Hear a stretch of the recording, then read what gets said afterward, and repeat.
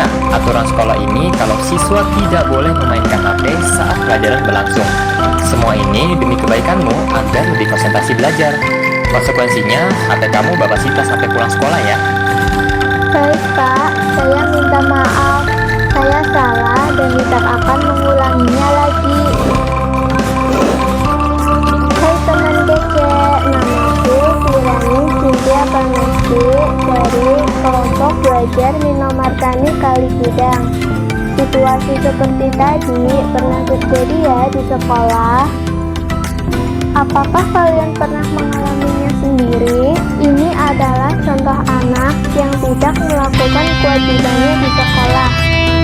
Apa sih kewajiban anak? Di cerita tadi disebut anak memainkan HP-nya di kelas dan tidak mendengarkan penjelasan guru. Padahal mendengarkan penjelasan guru adalah kewajiban siswa di sekolah. Selain kewajiban, ada juga yang namanya hak. Tanpa kita sadari, kita sudah menerima hak dan melakukan kewajiban kita. Contoh hak yang kita terima dalam kehidupan sehari-hari, misalnya ketika orang tua menyekolahkan kita atau saat kita diperbolehkan bermain.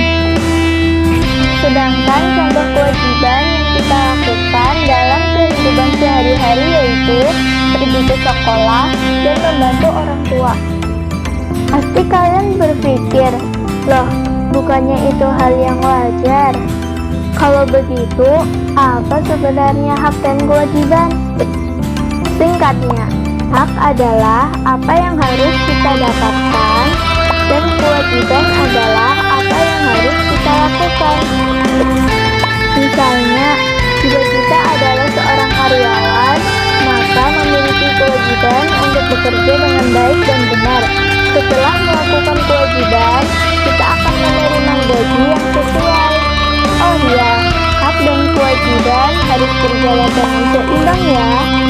Selain itu, kita juga harus saling menghormati hak orang lain juga. Contohnya, kita berhak beribadah sesuai agama masing-masing. Oleh karena itu, kita juga harus menghormati orang lain yang ingin beribadah sesuai agamanya. Kenapa hak dan kewajiban harus seimbang? Hak dan kewajiban yang tidak dilaksanakan secara seimbang akan menimbulkan masalah.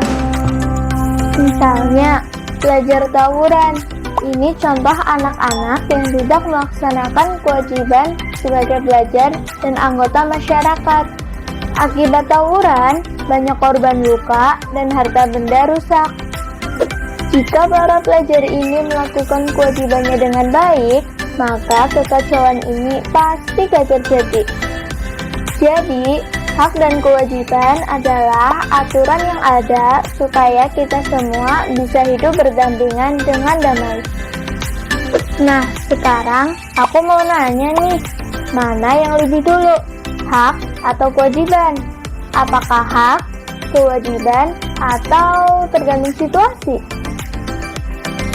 Yang jawab hak mungkin berpikir, yang paling penting hakku didapat dulu dong. Kalau aku sudah dapat hak, baru bisa melaksanakan kewajiban. Yang jawab kewajiban mungkin mikir, ya kita harus bekerja dulu melaksanakan kewajiban, baru layak menerima hak. Yang jawab tergantung situasi, mungkin mikir, bisa jadi hak dulu atau kewajiban dulu. Jadi, yang mana yang benar ya? Nah, kalau menurutku sih, sepantasnya kita melaksanakan kewajiban dulu, baru menuntut hak. Misalnya, kita dijanjikan uang saku tambahan kalau membantu ibu membuat kue untuk dijual. Seharusnya kita minta uang saku dulu atau membantu ibu dulu. Kalau aku sih bakal bantu ibu duluan. Kalau sudah melaksanakan semua kewajibanku, baru minta hak uang saku yang dijanjikan. Jadi, sebagai anak yang bertanggung jawab, lebih penting bagiku untuk memenuhi kewajiban dulu, baru meminta hak. Nah, sekarang apa aja ya hak dan kewajiban kita? Kebanyakan kegiatan kita kan adanya di rumah dan di sekolah. Jadi, kita bahas yuk hak dan kewajiban di kedua tempat ini. Di rumah, kita memiliki hak untuk mendapatkan perlindungan, kasih sayang dari keluarga, bermain bersama teman-teman, mendapatkan kesehatan dan pendidikan. Kalau ada anak yang harus putus sekolah dan bekerja mencari nafkah, berarti haknya untuk mendapatkan pendidikan sudah dilanggar. Sedangkan kewajiban yang harus kita lakukan yaitu membantu, menghormati, dan menyayangi orang tua, menjaga kebersihan, dan belajar bersungguh-sungguh. Kalau kita sudah menerima hak mendapatkan pendidikan atau bersekolah, maka kita wajib belajar dengan baik. Adapun hak yang kita dapatkan di sekolah yaitu ilmu pengetahuan dan perlindungan dari sekolah, perlakuan adil, partisipasi di kegiatan ekstrakurikuler, serta kebebasan bertanya.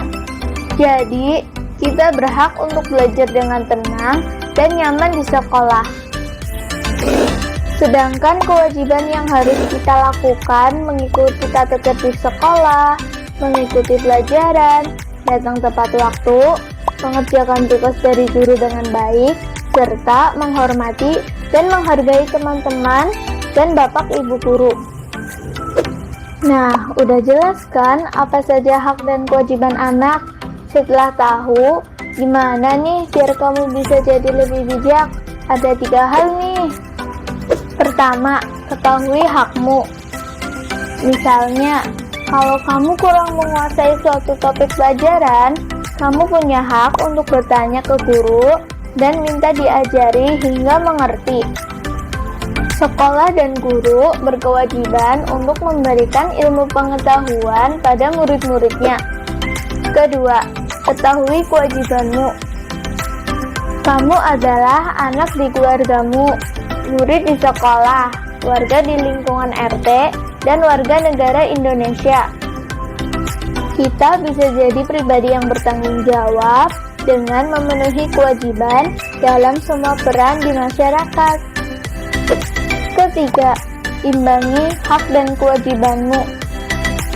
Biasakan berpikir, kalau saya lakukan hal ini, apakah akan melanggar hak orang lain?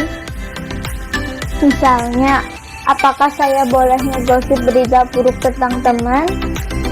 Sebaiknya jangan ya, karena temanmu punya hak untuk diberlakukan dengan adil. Kalau tidak diketahui kebenarannya, apalagi kalau berita buruk, jangan disebar-sebarin. Terakhir nih, kamu setuju nggak kalau kewajiban dan hak harus seimbang? Kasih tahu aku di kolom komentar ya. Semoga informasi ini bisa menambah wawasan teman kece.